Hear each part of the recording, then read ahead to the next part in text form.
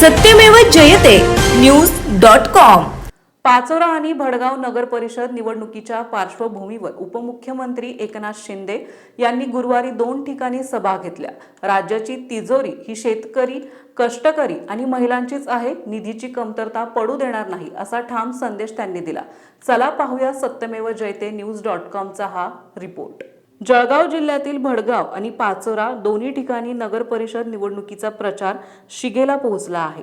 या प्रचारात आज उपमुख्यमंत्री एकनाथ शिंदे यांची जोरदार गर्जना झाली। सभेला प्रचंड जनसमुदायाने हजेरी लावली।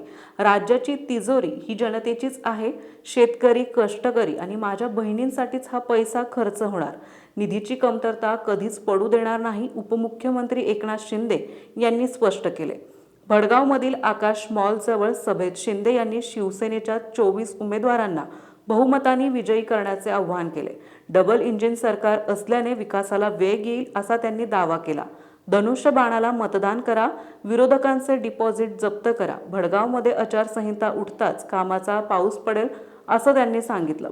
महिलांच्या घोषणांमुळे सभेचं वातावरण आणखी तापलं। लाडकी बहीण योजना कायम राहणार असल्याचं शिंदेंनी स्पष्ट केलं। भूमिगत गटार, नाट्यगृह, पाणी पुरवठा आणि उद्योग वाढ यासह अनेक प्रकल्पांची माहिती त्यांनी दिली।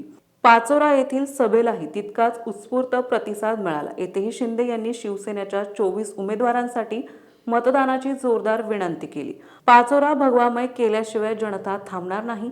बाळासाहेबांच्या विचारांशी प्रतारणा करण्याचा करेक्ट कार्यक्रम मला करायला येतो असं शिंदे यांनी सांगितले। शिंदे यांनी पाचोऱ्यातील MIDC साठी जमीन मंजूर झाल्याची माहिती दिली आणि 1 महिन्यात उद्योग प्रक्रिया सुरू होणार असल्याचं सांगितलं।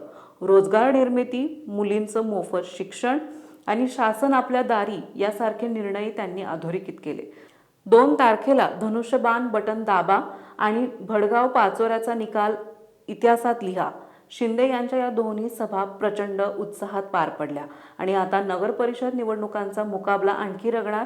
भडगाव आणि पाचोऱ्यातील या सभांनंतर राजकीय वातावरण तापलं असून निवडणूक प्रचाराला आणखी गती मिळाली आहे। पुढील घडामोडीसाठी सत्यमेव जयते न्यूज.com सोबत रहा।